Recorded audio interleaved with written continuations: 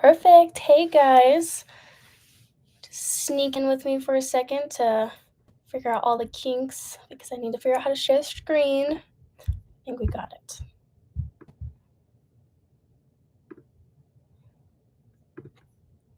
Maybe.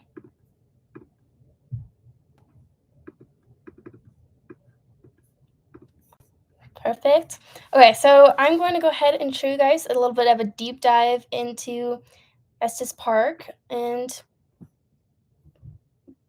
overall like the little gems that people kind of overskip and Next up is Estes Park to the Rockies. Welcome to Estes Park, Colorado. Curious about what there is to spend here and how to get around? We're Matt and Cheryl, we're in the Rockies, and our whole goal is to help you have a great trip. Today we are covering 10 things you need to know before visiting Estes Park. First up is Estes Park is the gateway to the Rockies. Behind us here, you can see Estes Park, and then behind there is the mountains. Those mountains are in Rocky Mountain National Park. Estes is the gateway to Rocky Mountain. I mean, like everybody who goes to Rocky Mountain basically will go through Estes Park. They are so right. Estes Park is literally the best spot to drop by before you go into going to hike, and that is one of the secret treasures. I guess Estes Park itself is perfect for a little day getaway to before you go on a little hike, get a little bit of taffy or anything like that. It's super, super sweet. Is another entrance on the other side where Grand Lake is, but this side is closer to Denver. It has more of the attractions in the park. It's more like a hub of activity. So just about everybody starts their Rocky Mountain National Park journey in the cool town of Estes Park. Yeah, in fact, it gets 4 to 5 times the amount of visitors that Grand Lake does on the west side. The next thing to know about Estes Park is the Stanley Hotel. That's the iconic white and red building that you'll see. It's very famous, mostly famous because Stephen King stayed here and was inspired to write The Shining. And personally, I have never been to the Stanley Hotel and never will be.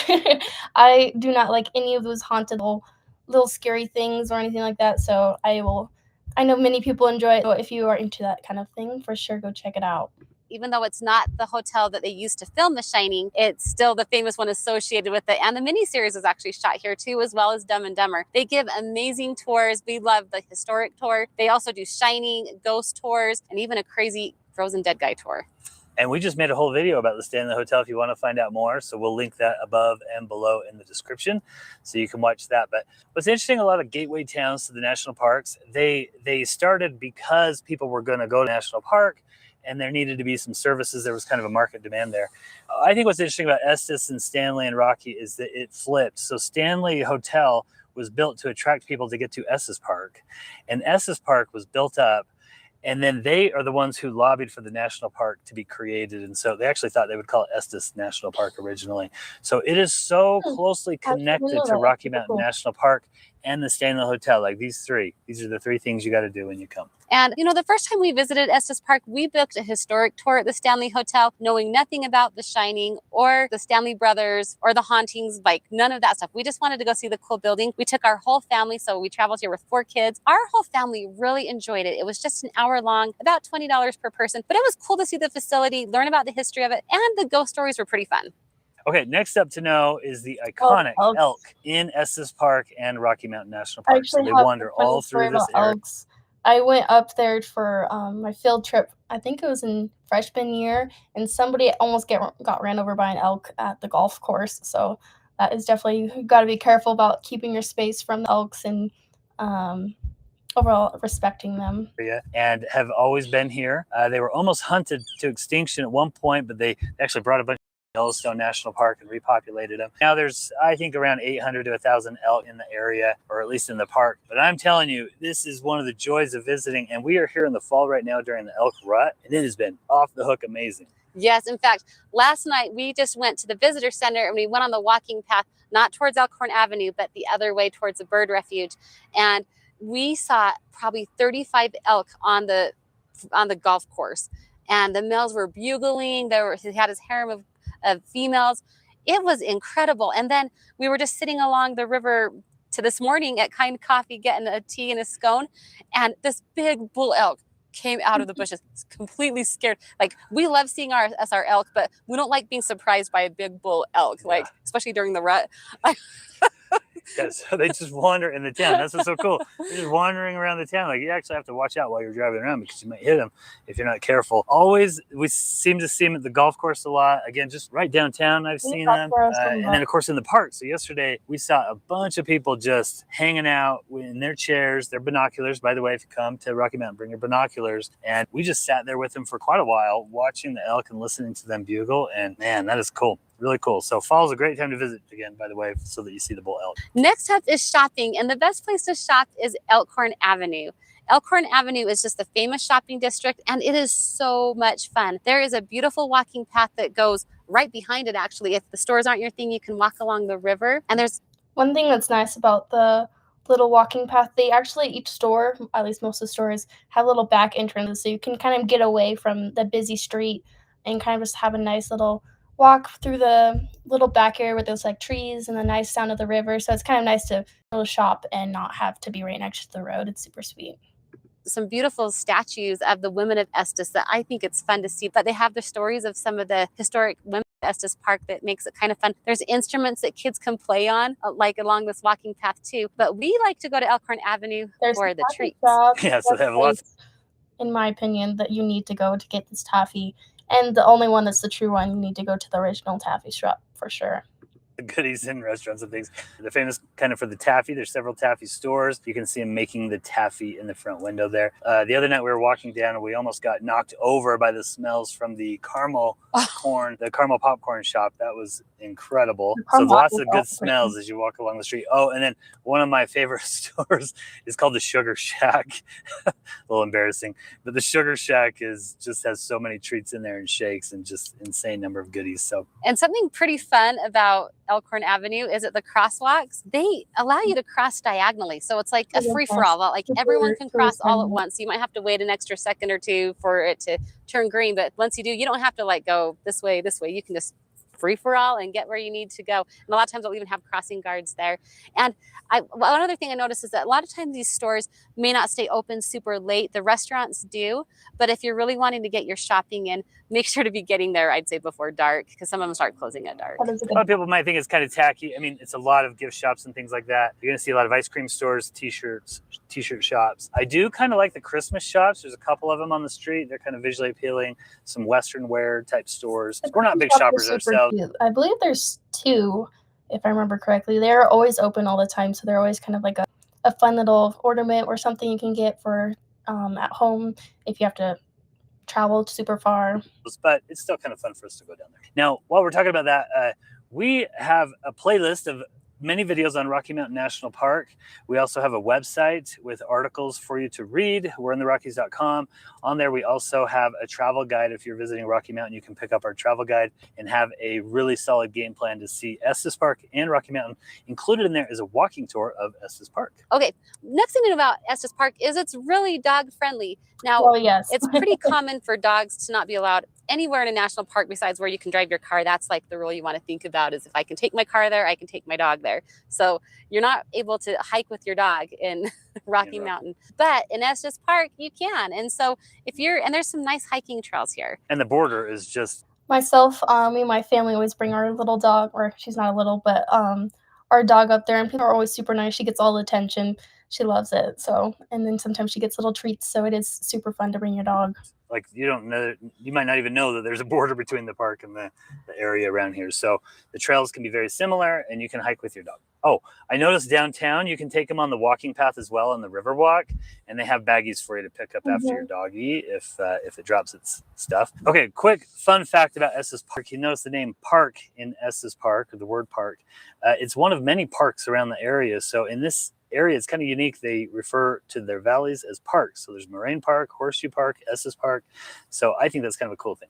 The next thing to know is they have frozen dead guy days here. Matt and I are here in September of 2024, and their neighboring town, Nederland, they found this interesting thing where a man had cryogenically frozen his dead grandpa. And the town, at first, they were kind of like, oh, this is so weird. No, no, no. But then they said, no, this is kind of cool. And they all kind of helped him keep this guy frozen for about 20 years. And they even started this festival called Frozen Dead Guy Days that eventually got 7,000 people coming to it. And Nederland is tiny. It is such a tiny town that they had no facilities for this many people to visit, and they were going to shut the whole thing down. And then the owner of the Stanley Hotel said, wait a second, we want the Frozen Dead guy here. We want to host him at the Stanley Hotel. So 2023 was the first official Frozen Dead Guy days here in Estes Park. And if you're not here during Frozen Dead Guy days, you can still go see the Frozen Dead guy at the Stanley Hotel. It's one of the tours they offer. We did it last night. It's 30 minutes, $20.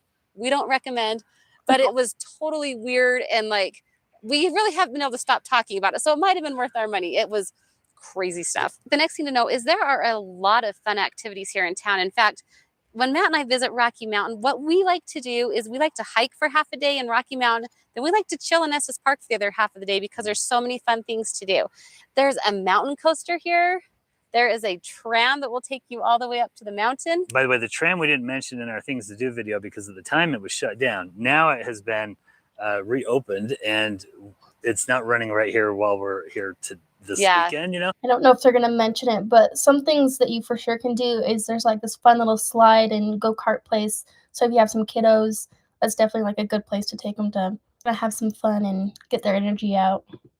But so that's unfortunate. We haven't been here when it's been open, but the tram, add that to the list. Yep. And then also we took our kids to Fun City where we could go down the slides, go-karts. Lake Estes. You can rent a boat and go out on there. You can fish. What else? We got a golf course in town. So there's a lot of activities. Lots of fun things to do. Like I said, the tours at the Stanley Hotel. In fact, and then there's like, we're going to actually go do a few of these free things after we shoot this video. We're going to go check out the hydro plant, the Estes Park Museum. And there's even a ranch you can go to, the McGregor Ranch. We have a blog post. We have videos like covering these things in more detail. But yeah, pretty cool. Okay, next thing to know is really important here. Estes Park has good food. So unlike a lot of gateway towns to the national parks, which a lot of times they don't have very good food, Estes Park has great food. It's very close to Denver, so it's close to a major area there that it can get the food. And we have enjoyed several restaurants here. So the other night we ate at Claire's out on the deck, which they're kind of famous for their meatloaf. We had that. That was yummy. Their wild game meatloaf. They use locally sourced ingredients like trout from the lakes, elk for the meatloaf. So that's kind of fun. We had the huge pizza at Antonio's Pizza. It weighs 5 pounds. It's 26 inches. When we with our family, our kids loved it because they cut it into 8 slices, and each slice is as big as a Little Caesars pizza. And then they have these little drones going around delivering the pizzas, little robots. It was pretty fun. That was really cool. The most memorable burgers I've ever had was here at Penelope's Burgers that had, I don't even remember what it had on it, but it was a stack full of stuff, onion rings and whatever else. I mean, that thing had a ton of stuff on it. So lots of good places to eat in Estes Park. That was pretty cool. Oh yeah, and Matt loves the Wild Rose Cafe. I think it was Poppy's or something like that. That's super good Italian pizza place. That's where He loves their chicken Alfredo. So yeah. Next thing to know is something that I enjoy quite a bit is horseback riding. So there are tons of companies around here that do horseback rides. And again, because Estes sits right next to Rocky, they'll take you for places in Estes, which are very scenic, but then they also actually cross the border into Rocky Mountain. And the whole area is just really beautiful. I've done a bunch of horseback rides in national parks. Bryce Canyon is probably never going to be beaten, but the one I did at Rocky Mountain was very close. It was. You could also go horseback riding at YMCA. It's pretty close to, it's basically in Estes Park, and they have super nice trail rides, and it's super pretty. You could also stay there if you need a place to stay, since there's fun like rollerblading and all those kind of things, ice skating and crafts. Really gorgeous and a wonderful ride, and just like if you're in the Rockies, this is the thing to do. So several options for horseback riding. Yes, and I remember when you did that, it had been raining all day, and this you used was so nice. They like set you guys up kind of in your rain gear. Our son loved it. He still talks about it. I think that was a pretty special ride. That was really special. All right. So the next thing to talk about is the trolley system. Estes Park has a pretty robust public transportation system. It's free, it's trolleys. You see them going all over town. They actually have like 4 different lines that go around town, and they, for the most part, come every 30 minutes. They run mostly during the big tourist season, July, August, and probably through Labor Day. And then after that, they start tapering it back, and that's when we're here. And so it's not... I don't think I've ever ridden the trolleys, but that's super nice, being able to travel way easy, especially when you don't have a car, just kind of visiting. Running at its full capacity. Now, we think it's great that they have it because it will pick up at all these hotels, but we don't use it. We've used it before, and we think that there's tons of parking around town. It's like $2 an hour, and there's so much. They have a great parking facility at the visitor center that's like a multi-level. Nice, yeah. It's very nice, and it's pretty walkable to get there. I'd say less than half a mile to get to Elkhorn Avenue. Yeah, here's a pro tip. You can park in the big parking lot of the visitor center, walk down to the end of Elkhorn Avenue along the Riverwalk and do the shopping and stuff, and then catch the trolley back to the visitor center. Yeah, that's a pretty fun way to do it. But it is nice. It'll pick you up from your hotels wherever you are, but you are on their schedule, of course. All right. So the last question is, how long should you visit Estes Park for? Kind of like what we mentioned before. Estes Park, you can do Elkhorn Avenue and shop in a couple of hours. You're good after that, I would say. But we like to combine it with Rocky Mountain. We feel that there's activities within the park and activities outside of the park, and doing the two just is a great mixture of hiking and fun. A lot of people actually just spend Perfect. I agree with them. I honestly think you could have a very easy just one-day trip, or you could make a full weekend out of it. Estes Park super fun, especially pairing it with YMCA, like I said before. But yeah, I think we'll go ahead and stop it there. But anyone has any questions or anything like that that I can add about Estes Park? If not, then I'll go ahead and end it.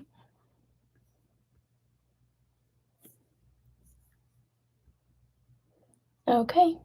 Well, thank you guys for showing up, and I hope you learned something about Estes Park.